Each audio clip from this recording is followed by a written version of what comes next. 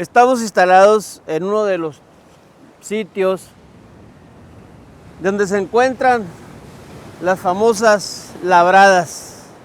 Este es el sitio que tan popular se ha vuelto en el estado de Sinaloa y en gran parte del país, incluso con gente que nos visita del país vecino y Canadá. A nuestro alrededor podemos encontrar al menos 10 piezas, 10 grandes piezas, en donde hay dibujos diversos. Una de las cuestiones que llama la atención es la persistencia del círculo concéntrico. Hay círculos concéntricos compuestos por 5 elementos, por 4 elementos y por 3 elementos. Obviamente todo esto que estamos viendo grabado en las rocas, que hay que decirlo, es un esfuerzo demandante de una gran cantidad de trabajo, nos resulta un poco inexplicable o un mucho inexplicable el por qué se encuentra en un sitio como este. Como ustedes podrán observar, son las 7:30 de la mañana, la marea es bastante alta y el azote del agua en la labor de deterioro hacia las rocas, desgastante hacia las rocas, que aunque son muy duras, pues tiene que ser evidente con el curso de los años. Y lo inexplicable es de por qué un esfuerzo tan demandante de trabajo tuvo que ser ubicado en este lugar, en donde de antemano se sabía que iba a estar sometido al desgaste natural de la marea continua. Hay muchas cosas que se pueden hablar del sitio. El sitio en sí mismo se siente mágico. El ruido de las olas, el color de las rocas, los grabados diversos de las rocas, que consiste en grabados fitoformes, en grabados antropomórficos o antropoformes, en zooformes, es decir, grabados que tienen que ver con plantas, con representaciones de animales, con representaciones humanas, nos dejan una duda que es difícil que no genere una pregunta. Y la pregunta básica es, ¿por qué un esfuerzo tan demandante, un trabajo tan demandante tenía que ser puesto en este lugar? A menos que haya una conexión y una reacción para que eso así fuera. Pero antes de encontrarle un significado a los dibujos que ustedes podrán observar en términos de círculos, de grecas, de flores, de fauna, de representaciones humanas, yo quisiera decirles que en términos geográficos estamos situados en los 23 grados de latitud norte y 107 grados en números cerrados de longitud oeste. Hay una cuestión que platicábamos durante el trayecto acerca de una voz de un pueblo que está construido en base de una voz polinesia denominado Toyúa y cuyo significado más cercano es la palabra paraíso. Déjenme decirles que de este lugar, si ustedes miran en esta dirección y fuésemos capaces de acortar la distancia a 4.500 kilómetros en esta dirección y a una longitud muy parecida a la que estamos situados en este momento, pero de aquel lado del Ecuador, vamos a encontrar una isla que es muy conocida para el resto de las personas. La isla se le reconoce como la isla de Pascua. En términos indígenas propios de las voces del dialecto que se maneja en ese lugar, se le conoce como Rapa Nui, que más o menos significa como mi gran amor. Lo que estamos tratando de decirles es que lo que se conoce de la isla de Pascua en relación a los grabados, en relación al tipo de roca que se utilizó allá y aquí, que son muy semejantes por ser roca volcánica, en cuanto a los grabados son muy coincidentes. Es decir, podría uno jurar que los grabados de Rapa Nui fueron transportados a estas rocas y puestos, yo no sé si para dar testimonio de gente que emigró de este lugar para allá o de gente que llegó de aquel lugar hacia este sitio. Si nosotros, haciendo uso de los sistemas computarizados, hacemos un recorrido hacia la isla de Pascua, encontraremos que la isla tiene una forma de ala delta. Esa ala delta, en la punta más pronunciada, tiene una dirección que se enfoca perfectamente a la parte que cubre Mazatlán y Las Labradas, por alguna razón. Tal vez sea simplemente una coincidencia. Pero así como aquí estamos geográficamente a los 23 grados de latitud norte y 107 grados de longitud oeste, la isla de Pascua se encuentra a los 27 grados de latitud sur y 108, 109 grados de longitud oeste. Es decir, en una línea recta, lo que encontraríamos nosotros viendo hacia este sitio sería 7 enormes estatuas de Moáis. Es decir, las estatuas enterradas que parecen tener la vista fija en este sitio precisamente. Y eso es lo que queríamos enfatizar. Es imposible no ver estos glifos, estos petroglifos, y no pensar que aquí están vaciados las visiones, las tradiciones, incluso lo que podría denominarse la profecía y la cosmovisión de quienes se encargaron de dejar esta herencia para nosotros.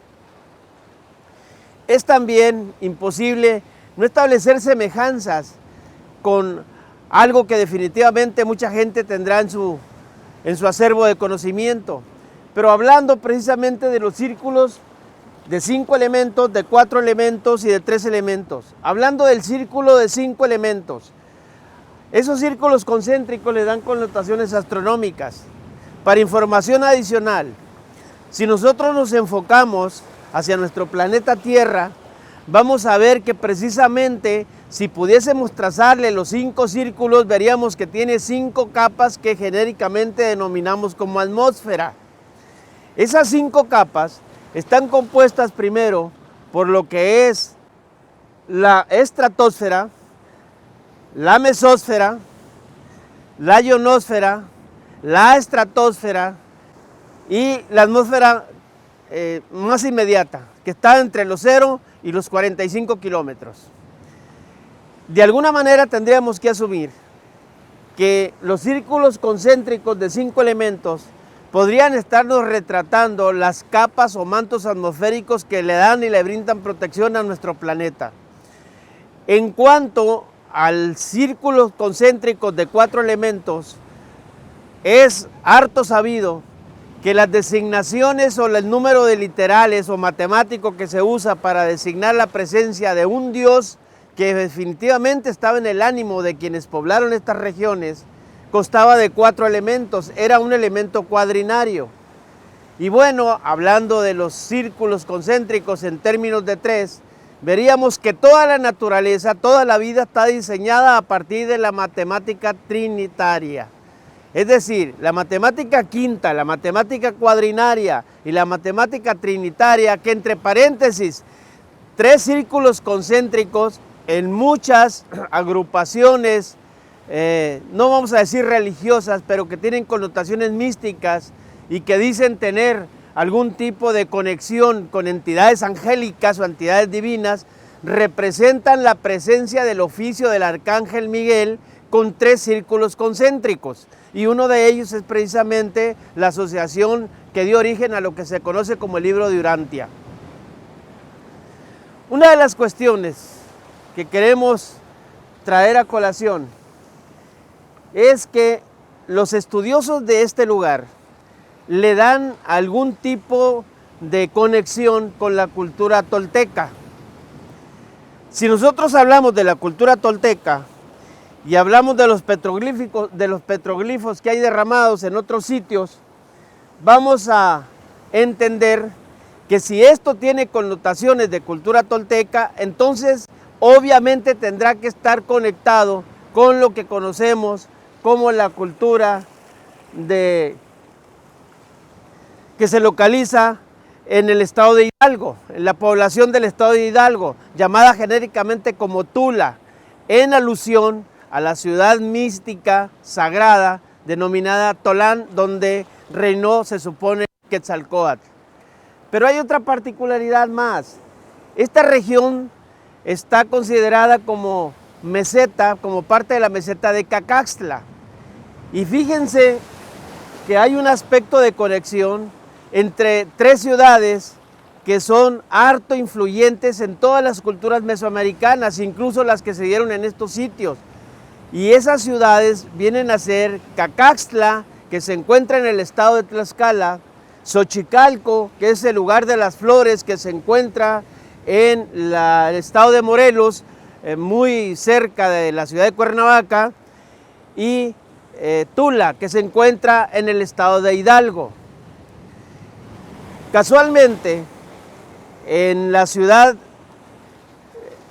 arqueológica de Xochicalco, es donde se reúnen todas las culturas y hacen una unificación de representaciones para ciertos glifos, concretamente para lo que tiene que ver con los calendarios, es decir, tanto los calendarios sagrados como los calendarios llamados civiles o astronómicos. Ahí es donde se unifican los calendarios en la ciudad de Xochicalco, tanto el calendario maya, tan familiar en estos momentos, como el calendario azteca, que también es conocida como la Piedra del Sol. Definitivamente, cuando observamos todo esto y acompañados de algunos delfines que hace un momento hicieron acto de presencia en este lugar y ahí los verán en tomas subsecuentes, tenemos que asumir que este sitio tiene que tener una instrucción para nosotros. No sabemos si lo que estamos hablando tenga que ver realmente con lo que aquí sucedió o sea una interpretación correcta, pero hay algo que tiene que ser aplaudido de estos sitios y que es la capacidad para detonar el aspecto de la imaginación de las personas. Alberto Einstein decía que más importante que el conocimiento era la imaginación, porque el conocimiento tenía el riesgo de quedar obsoleto en muy cortos tiempos y en cambio la imaginación era el combustible permanente de la renovación del propio conocimiento. Uno de los aspectos que yo sí quisiera hablar con ustedes o platicarles es que definitivamente las representaciones humanas, es decir, los glifos que representan figuras humanas, tienen que ver con una manera de percibir el mundo, de percibir la creación, de percibir el universo. Si nosotros asumimos que hay una conexión entre este sitio y el resto de las culturas mesoamericanas, llamados toltecas, olmecas, nahuatlacas, mayas, etcétera, las que a ustedes se les ocurra, finalmente en algún momento todas estarán interconectadas. La representación humana tiene una connotación de interpretación del universo. El mismo Stephen Hawking tiene una definición del universo en el sentido de concebirlo antropomórfico o un universo antrópico, con figura humana. ¿Por qué? Porque él dice en su texto, en su libro más reciente, o uno de los más recientes, como una breve historia del tiempo, dice que el universo presenta las características que le adjudicamos porque somos seres humanos los que tratamos de definirlo y por eso tiene las características antrópicas. Pero hay otro aspecto también que tiene que ver con la representación humana y en estos sitios. Uno de los dioses principales de todo el panteón deídico de la cultura maya principalmente es Itzamna. Itzamna significa el brujo, la casa del brujo del agua. Es decir, era el dios que de alguna manera era invocado para hacer los trabajos que tenían que ver con plasmar la herencia de un conocimiento en formas permanentes de expresión como son las rocas, pero como estaba dedicado o había la asesoría, vamos a decirlo de esa manera, de esa deidad llamada Itzamna, que se asume como hijo de Honapku y como que se asume como, entre otros roles, como el que coordinaba a los dioses del maíz, al mismo dios del sol, al dios de las artes y de la escritura. La representación de todo lo que estaba vinculado con Itzamna siempre se hacía invariablemente a la orilla de los sistemas acuosos. Por eso este tipo de manifestaciones las vamos a encontrar o a la orilla del mar o a la orilla de la cuenca de los ríos o a la orilla de la cuenca de los lagos, pero siempre donde hay en la cercanía depósitos que tengan que ver con la existencia del agua, en una especie de manifestación o de conexión con la deidad, como les decía, denominada Itzamna. Otra de las cuestiones que tiene que ver acerca con la percepción del universo, la representación humana. Ustedes van a ver algunas representaciones en las rocas donde hay seres humanos muy simples, pero que en la parte de arriba tienen diversas radiaciones o extensiones, como si fueran rayos de luz o como si fueran emanaciones solares. Pero la representación humana, en forma tan simplista, es solamente para poder comunicar toda la cosmovisión que ellos tenían acerca de la creación. Yo no sé si ustedes estén enterados, supongo que sí, pero el hombre en este tipo de representaciones tenía la connotación de la manifestación o de la divulgación del macrouniverso en un dibujo o en una manifestación micro. Es decir, ¿por qué utilizaban al hombre como la representación del macrouniverso en una manifestación micro? Bueno, porque recordamos que la cosmovisión maya, nahuatlaca, azteca, tolteca, olmeca, ellos tenían dentro de su percepción religiosa la conformación de la creación en términos de 13 cielos. Vuelvo a lo mismo, ¿por qué una representación humana? Porque esos 13 cielos estaban determinados en relación a los espacios intercostales. Es decir, tenemos 12 espacios de los costillares y decían que cada uno de los cielos estaba representado en cada uno de esos espacios.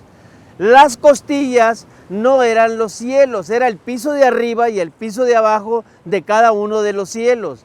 Y el 13º cielo, donde decía que era la residencia de Ometeotl, que era la representación dual de Omecihual y Ometecutli, en la representación femenina y masculina de la deidad. El 13º cielo era el denominado paraíso o el lugar de donde emanaba el alma, que pertenecía a una ciudad o se denominaba en términos de una ciudad a la que llamaban Temoanchán, o el lugar de donde la vida emana. A lo que vamos es que si ellos tenían la preparación, y me estoy refiriendo a la casta sacerdotal, para poder representar y explicar cómo estaba construido todo el universo en términos de una representación antropomórfica puesta en un glifo, todo este tipo de cuestión entonces no es solamente una herencia que tiene que ver con un esfuerzo desperdigado. Literalmente las labradas y el resto de los glifos en el país tienen que considerarse como lo que es. Son verdaderas bibliotecas en piedra, en donde la habilidad para que ellas hablen está también en la persistencia y en la agudeza de quien se aventura a hacer una interpretación de las mismas. Hay una situación en este momento. Hoy es 13 de noviembre. ¿Cuál es la particularidad de este día? Bueno, pues dentro de la sucesión de predicciones astronómicas que hicieron las gentes sabias de la cultura maya, se hablaba de un último eclipse total. Hoy es el día de ese eclipse total. En las primeras horas del crepúsculo de la tarde, el eclipse será visto en su totalidad y el centro de la sombra pasará, adivinen por dónde, por la isla de Pascua y por la famosa isla de Robinson Crusoe, donde se supone que en junio pasado, 5 y 6, desde ese lugar se pudo testimoniar el tránsito de Venus sobre la superficie del Sol. Otra de las cuestiones es que en ese sitio, en esa isla Robinson Crusoe, es donde supuestamente se encuentra una construcción artificial tallada y compuesta por dos manifestaciones. La manifestación de un jaguar y la manifestación de una serpiente. Y es para simbolizar, dicen, la tumba de uno de los reyes mayas que emigró de Palenque, hijo del rey Pacal, al cual se le conoce como Chambulum. Es decir, Chambulum significa, o Cambulum significa serpiente jaguar. Pues el centro de esa sombra, de ese eclipse que hoy se lleva a cabo y que va a ser visto por 4 minutos en la región de Australia, el centro de esa sombra va a pasar por encima del monumento localizado en la isla Robinson Crusoe, a 600 kilómetros de la parte norte de Chile, frente a la ciudad de Antofagasta. Es decir, son coincidencias, son asuntos que tienen que ver con tradiciones, son cuestiones que tienen que sentarnos a tener mayores reflexiones sobre todo esto que nos acompaña. No lo sabemos, pero finalmente son cuestiones que se están dando. Dicen, y dice el texto sagrado, que para todo hay un tiempo señalado. Incluso dice hay un tiempo para toda cosa que sucede bajo los cielos. Lo dice un texto de Salomón. En este momento, y a partir de que está siendo traído nuevamente a la vida, el conocimiento de quienes plasmaron este tipo de información en algo tan indeleble como son las rocas volcánicas, que obviamente está destinado también para cierto número de personas que tienen la sensibilidad de ser voceros de esa sabiduría que nos heredaron. Se está hablando mucho de los vencimientos calendáricos o del cumplimiento calendárico. Déjenme decirles que todas las culturas están regidas solamente por 2 calendarios, el calendario maya y la llamada piedra del sol. El calendario maya en su visión, en su manifestación de 2 calendarios, un calendario sagrado denominado Solquín de 260 días y un calendario civil o astronómico denominado Jaab de 360 días, más 5 días que tenían ellos de mercado que les nombraban para completar los 365 días. En términos de los sucesos, en términos de la creación, en términos de este ciclo, vamos a llamarlo de civilización, para efectos del calendario maya, el inicio lo encontramos en el año 3114 a.C. y termina el 2012.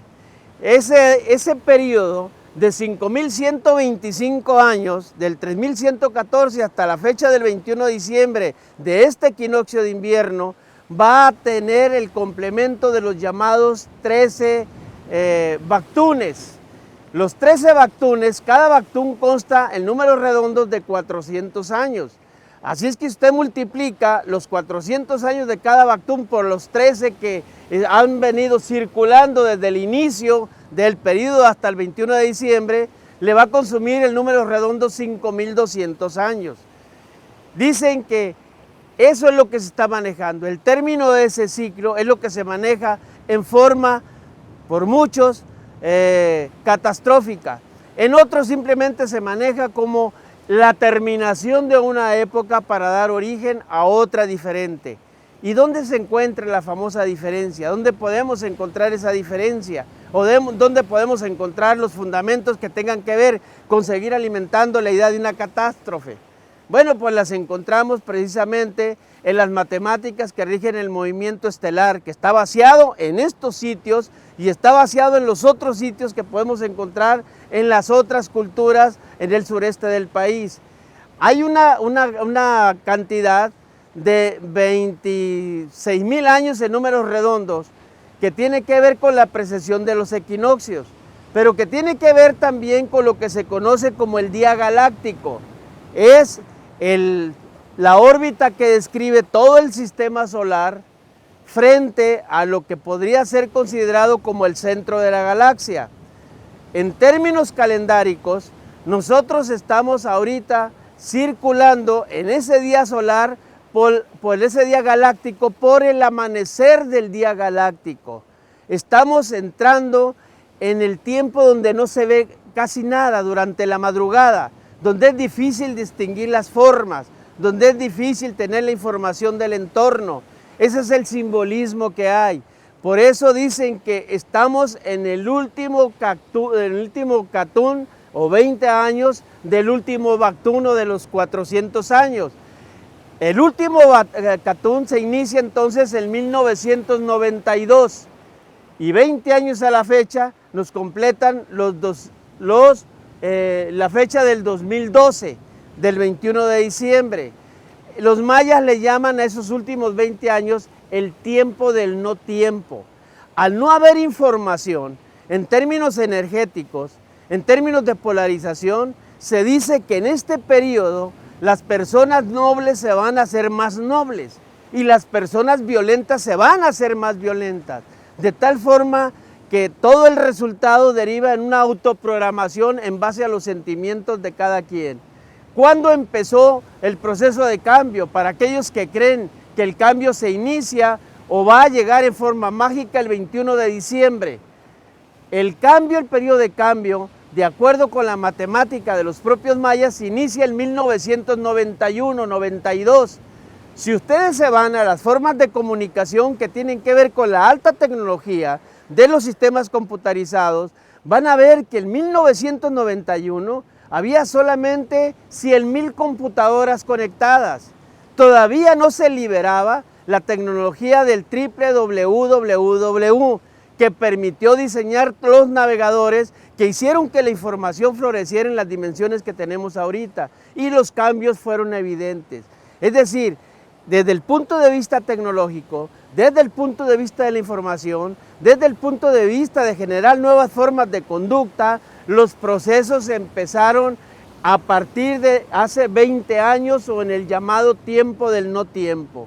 ¿Cómo se conurba todo este asunto con la cuestión, por ejemplo, de la piedra del sol o el calendario azteca? Fácil. El calendario azteca nos contabiliza eventos a partir del año 1115 y contabiliza un tiempo de 884 años. ¿De dónde salen esos 884 años? Si ustedes ven la parte externa, la parte más externa de la piedra del sol, van a ver 17 divisiones, donde cada división equivale a un ciclo de 52 años.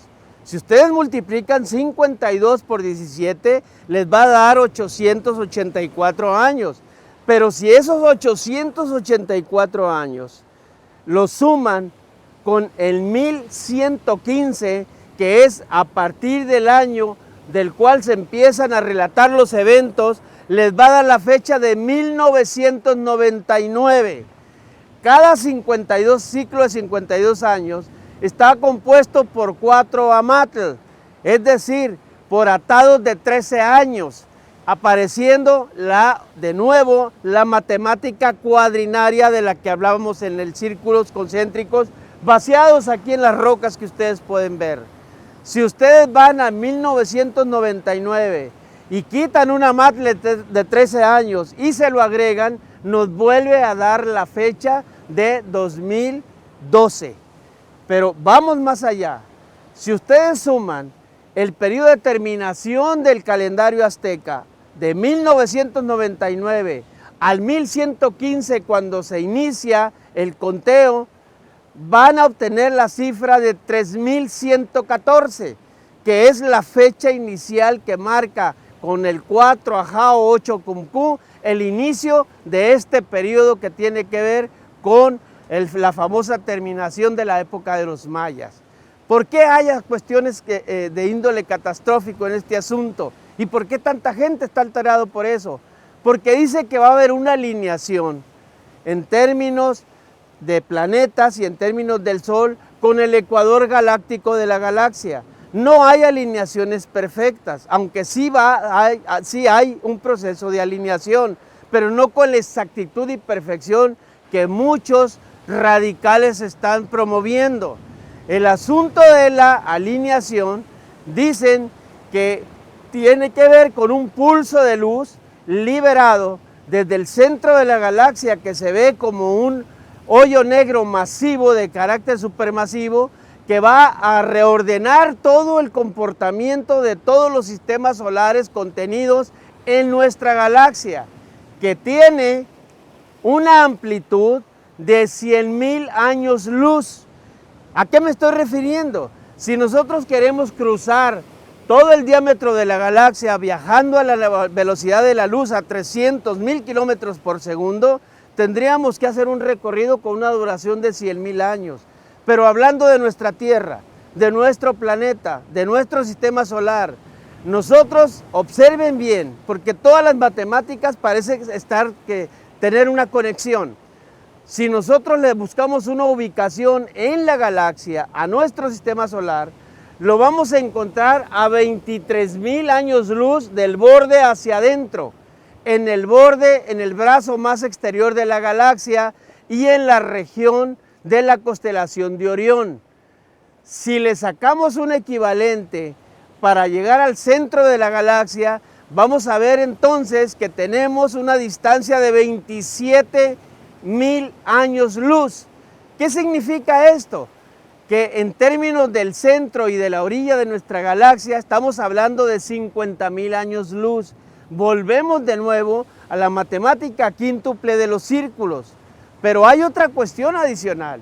Si nosotros en términos galácticos estamos ubicados a los 23.000 años luz del borde hacia adentro, recordemos que en este momento, este instante, estamos parados en términos de latitudes a los 23 grados y que otro de nuestros referentes vistas, por ejemplo, en la isla de Pascua, se encuentra en razón de los 27 grados. Y de nuevo las matemáticas se vuelven a repetir. 23 grados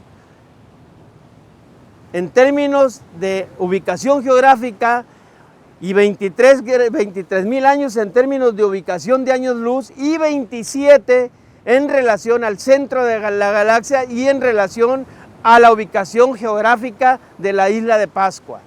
Hay otra cuestión más.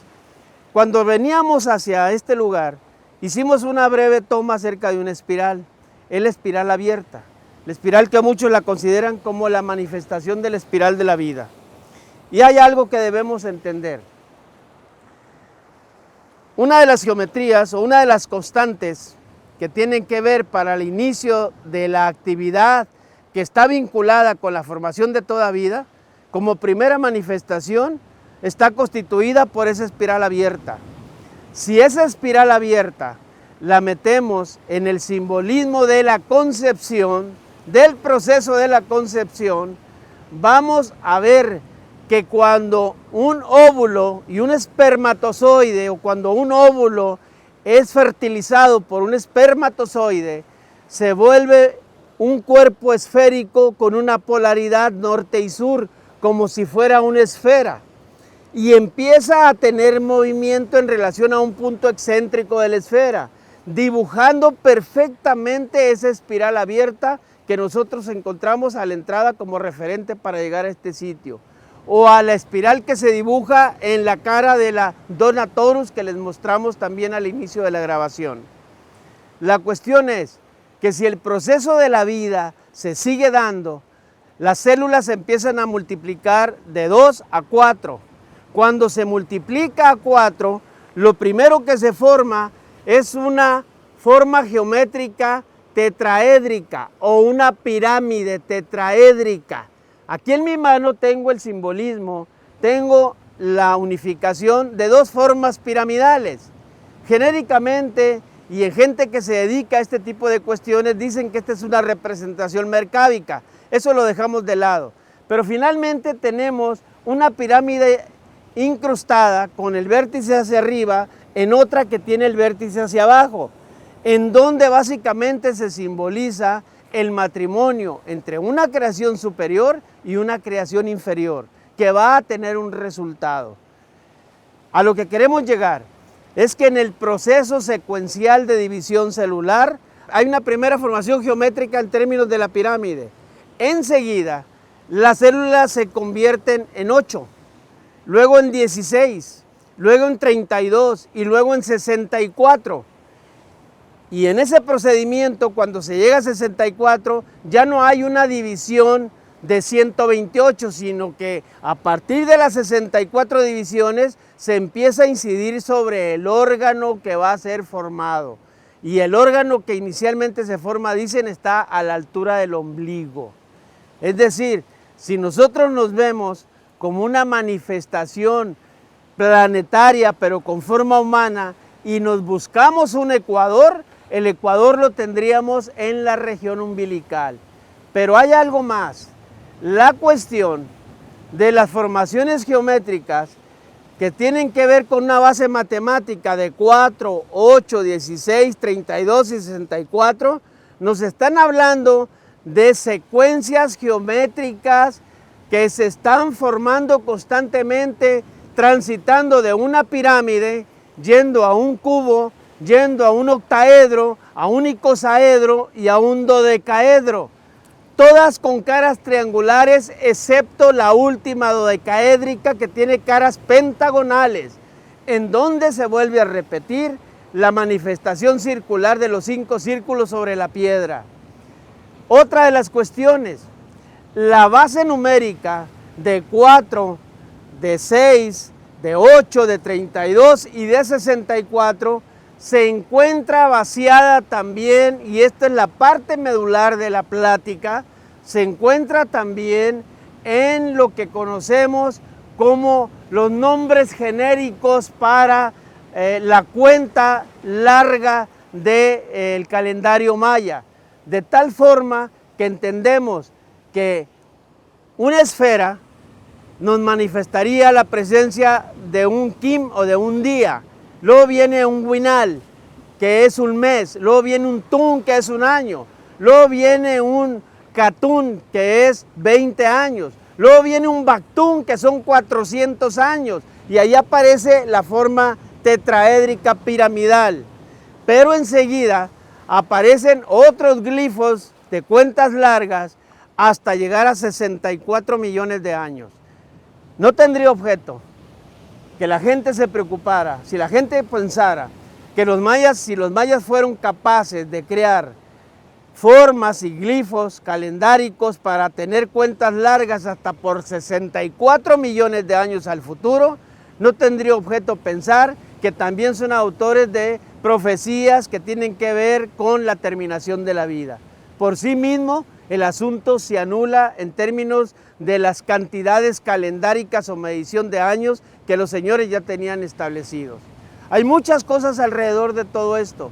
La verdad es que el venir a las labradas es venir a un punto cero, a un punto de origen, para que entendamos que no es solamente un sitio donde la gente pueda venir a recrearse o a darle salida a una inquietud de nueva era diciendo que van a ser recargados de energía, que en función de ser un vórtex, un lugar especial, un lugar donde Isabná está presente por la dedicatoria de las inscripciones que hay en la roca en un lugar cerca del agua, tendría que tener connotaciones especiales y tendría que tener también reflujos en el ánimo o en la parte energética de las personas. Hay muchas cosas por hablar acerca de esto y la verdad es que las labradas es solo un aspecto enlazante entre las muchas cosas que hay hacia la plataforma continental y entre las muchas cosas que están en el medio del océano, como sucede con la isla de Pascua y la isla de Robinson Crusoe frente al país de Chile a la altura de Antofagasta. Vamos a seguir con ustedes más adelante y vamos a seguir platicando de esto y esperemos pues que si la plática no es entendible en una primera intención de escucha, podamos enriquecerla con algunas imágenes una vez que esto se presente como material de trabajo definitivo.